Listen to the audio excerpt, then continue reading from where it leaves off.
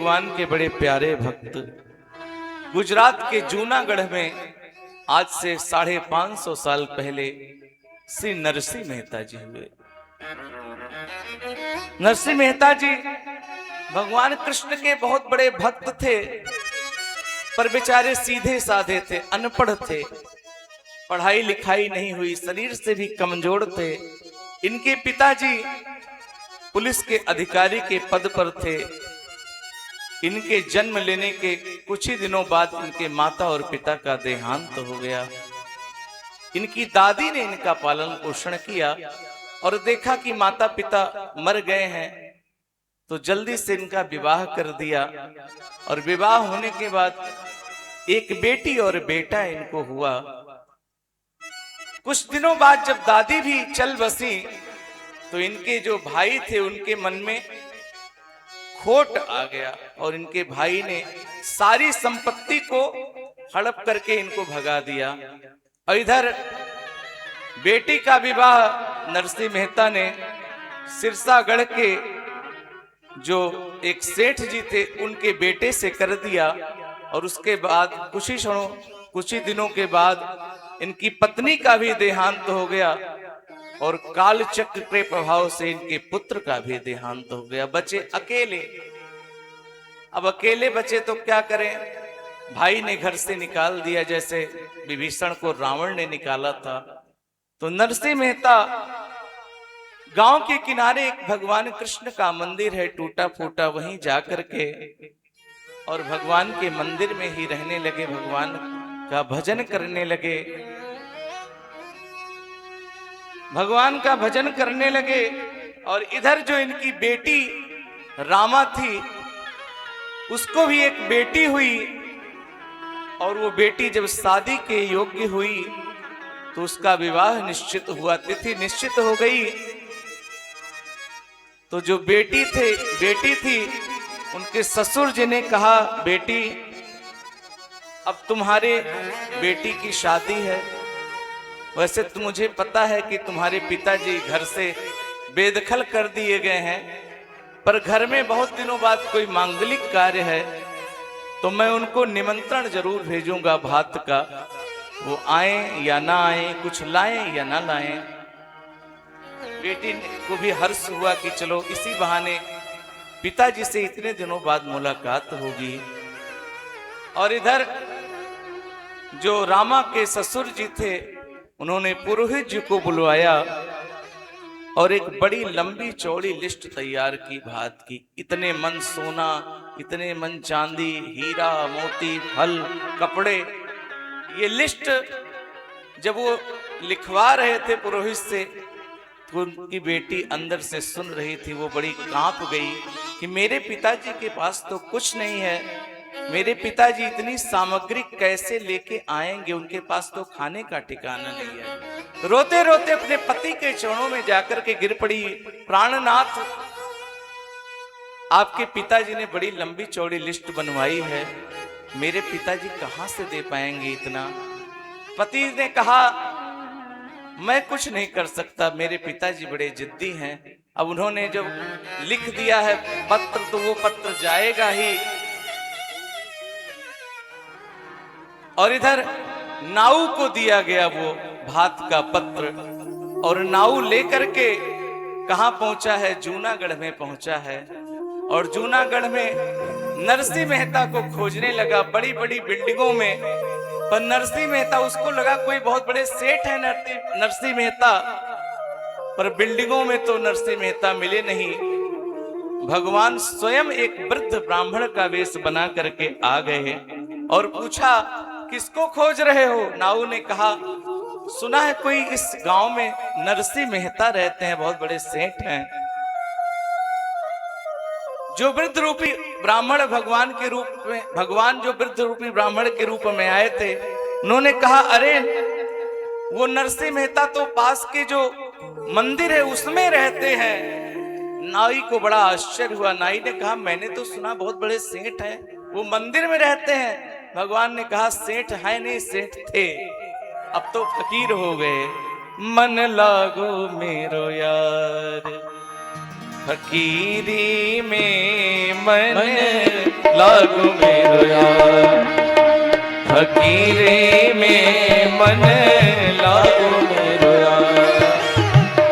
जो सुख पायो राम भजन में, जो सुख पायो राम भजन में, सो सुख नाही अमीरी में, सो सुख नाही अमीरी में।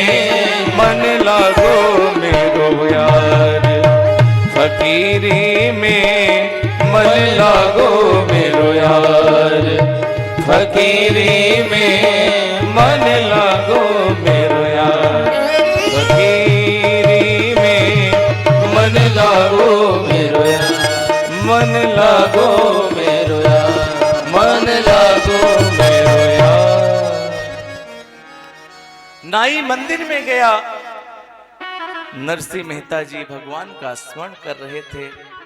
नरसिंह मेहता जी को वो पत्र दिया, कहा आपके बेटी के यहाँ से भात का पत्र आया है। नरसिंह मेहता जी ने पत्र को भगवान श्री कृष्ण के चरणों में रख दिया और सोचने लगे कि अब बेटी के यहाँ का मामला है, न जाऊं तो भी अच्छी बात नहीं है, पर चलो भगवान श्री कृष्ण ही बेड़ा पार करेंगे। और नरसिंह मेहता के साथ कौन रहते हैं? तो कहते हैं बड़े लोगों के साथी बनने के लिए तो बहुत लोग तैयार हो जाते हैं, पर गरीब का साथी कोई नहीं बनना चाहता। नरसिंह मेहता जी के साथी कौन है? कहा 16 संत हैं और 16 सूरदास हैं। 16 सूरदास संत नरसिंह मेहता जी के साथ रहते हैं। संतों ने पूछा नरसिंह जी कहां से पत्रिका आई है? नरसिंह जी ने कहा बेटी के यहां से पत्रिका आई है, भात की पत्रिका है। सभी 16 सूरदास संतों ने कहा तो चला जाए, इसी बहाने घुमाए हम सब भी। नरसिंह जी ने कहा चलेंगे कैसे? कहा आपके तो बहुत मित्र हैं, किसी से बैलगाड़ी मांग लीजिए, उसी पर बैठ के चलेंगे। नरसिंह जी बैलगाड़ी मांगने गए एक किसान से, तो उसने कहा हाँ बैलगाड़ी तो हम दे देंगे, लेकिन बहुत पुरानी बैलगाड़ी है। नरसिंह जी ने कहा चलो देने को तो राजी हुआ, दो आगे कन्हैया बेड़ा पार लगाएंगे। उस किसान ने जो बैलगाड़ी दी, कहते हैं बूढ़े बूढ़े बैल जो किसी काम के नहीं थे, लगता था रास्ते में ही मर जाएंगे, ऐसे बैलों को बैलगाड़ी के रूप में दिया और उस पर 16 साधु सवार हुए। हम तो सोच के क्या उन बैलों की हालत हुई होगी। 16 साधु सवार हुए और 17वें नरसिंह जी, और धीरे धीरे बैलगाड़ी आगे चलने लगी। इधर रुक्मणी जी ने भगवान कन्हैया से कहा प्रभु आपका भक्त आज जा रहा है, अगर भक्त की बेइज्जती हो गई तो आपकी बेइज्जती हो जाएगी, इसलिए प्रभु आप तुरंत जाएं। भगवान नरसिंह जी के पास सामान्य एक पुरुष का वेश बना करके आए और भगवान नरसिंह जी से कहते हैं अरे भगत जी इस गाड़ी में हमें भी बिठा लो। नरसिंह जी ने कहा ये टूटी फूटी गाड़ी, इसमें आपको कैसे बिठाऊं? भगवान ने कहा तो गाड़ी मैकेनिक हूं मैं, लाओ मैं आपकी गाड़ी को सही कर देता हूं, और लेकिन हमें बिठा के ले चलो। बड़े ही सुंदर भाव में भगवान नरसिंह जी से कहते हैं अरे गाड़ी वाले हमें बिठा ले, गाड़ी वाले हमें बिठा ले, एक बार गाड़ी का भगत में हार गया, भगत में हार गया। ओ गाड़ी वाले हमें बिठा ले, एक बार गाड़ी हाथ भगत में हार गया, भगत में हार गया। भगवान ने कहा हमें बिठा ले, तो नरसिंह जी ने क्या कहा? नरसिंह जी यो कहने लागे गाड़ी मेरी पुरानी है, नरसिंह जी यो कहने लागे गाड़ी मेरी पुरानी है। भगवान ने कहा पुरानी है तो कोई बात नहीं, मुझे दो, जल्दी गाड़ी ठीक करूँ ना, मेरे से खाली है। जल्दी गाड़ी ठीक करूँगा, मेरे लिए खाली है। गाड़ी वाले हमें बिठा ले, एक बार गाड़ी हाथ, भगत में हार गया, भगत में हार गया। ओ गाड़ी वाले हमें बिठा ले, एक बार गाड़ी हाथ, भगत में हार गया, भगत में हार गया।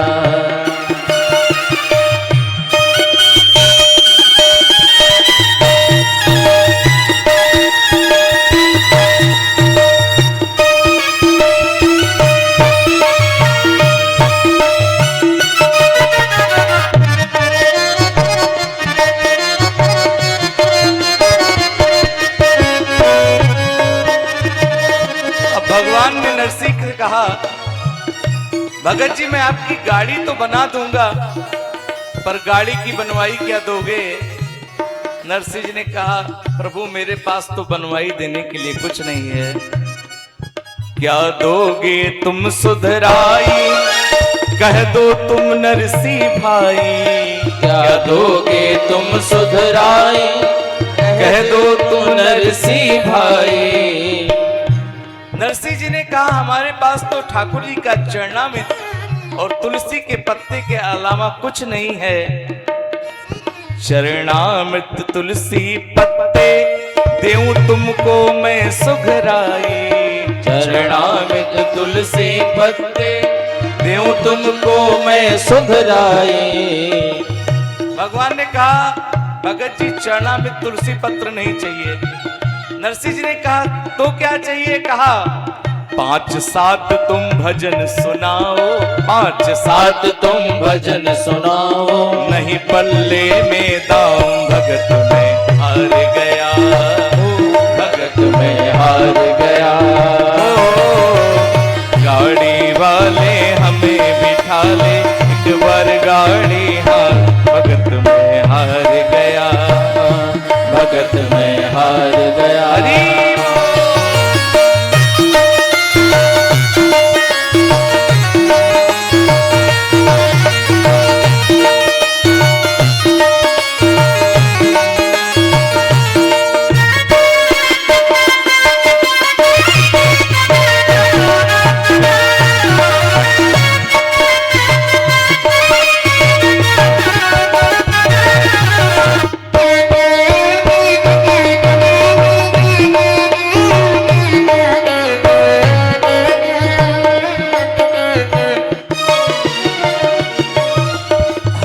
करोती खांदे बसोलो, लिए हाथ में आरी है।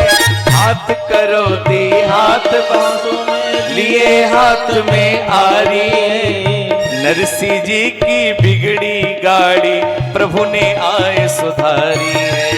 नरसिंह जी ने बिगड़ी गाड़ी, प्रभु ने आए सुधारी।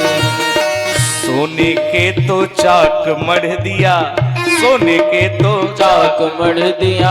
हीरे जड़े तमाम, भगत में हार गया, भगत में हार गया। ओ गाड़ी वाले हमें बिठा ले, एक बार गाड़ी भगत में हार गया, भगत में हार गया। ओ गाड़ी वाले हमें बिठा ले, एक बार गाड़ी भगत में हार गया, भगत में ठाकुर जी स्वयं आरी लेकर के, बसुली लेकर के और नरसिंह जी की गाड़ी को ठीक कर दिए। सोने का चक्का लग गया, हीरे जवाहरात जड़ गए गाड़ी में, और भगवान स्वयं गाड़ी को चलाने लगे। और जब थोड़ी दूर रह गया बेटी का घर, तो भगवान अचानक से नरसिंह जी को गाड़ी की बागडोर दे करके गायब हो गए। अब नरसिंह जी वहां पहुंचे और इधर भगवान ने क्या किया?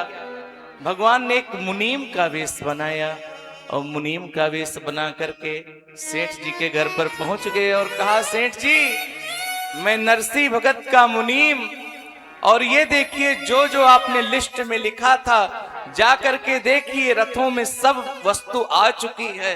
सेठ तो चौंका कि नरसिंह जी के पास तो फूटी कौड़ी नहीं, ये क्या कमाल हुआ। भगवान ने कहा सेठ जी लिस्ट निकालो, और इधर नरसिंह भगत जी भी पीछे से पहुंचे और देख किसी ने बताया कि भगत जी आपके मुनीम जी तो यहाँ पहले से पहुंच चुके हैं सब सार सामान लेकर के। नरसिंह जी को बड़ा आश्चर्य हुआ, कौन से मुनीम हमारे पहुंच गए। जाकर के ठाकुर जी को देखा, चरणों में गिर पड़े। अरे प्रभु आपने ये क्या किया, आप मेरे ऊपर एहसान लाद रहे हैं। भगवान ने कहा चुपचाप रहो, अभी हम तुम्हारे मुनीम हैं, तुम मेरे मालिक हो, अगर कोई गड़बड़ी करोगे तो भेद खुल जाएगा। चुपचाप रहो, मैं जो कर रहा हूं करने दो। और भगवान ने रामा के ससुर को बुलाया और कहा सेठ जी जरा लिस्ट निकलवाइए, क्या क्या आपने लिखा था। सेठ जी ने कहा प्रभु आप ही पढ़ लो। बोले हमको गुजराती नहीं आती है, मुंह से बोलिए क्या क्या चाहिए आपको, क्या क्या आपने लिखा था। अब जैसे ही सेठ जी कहते हाँ 4 बोरा बादाम लिखा था, तब तक भगवान कहते जाओ देखो 10 बोरा बादाम। सेठ जी कहते 2 मन चांदी लिखा था, भगवान कहते जा करके देखो 10 मन चांदी। और इस प्रकार से भगवान ने नरसिंह जी की बेटी के बेटी का भात भरा। तो ठाकुर जी इसी कलयुग की घटना है, 500-550 वर्ष हो गए, इसीलिए कहा प्रेम से प्रकट हो ही मैं जाना। अगर आपका विश्वास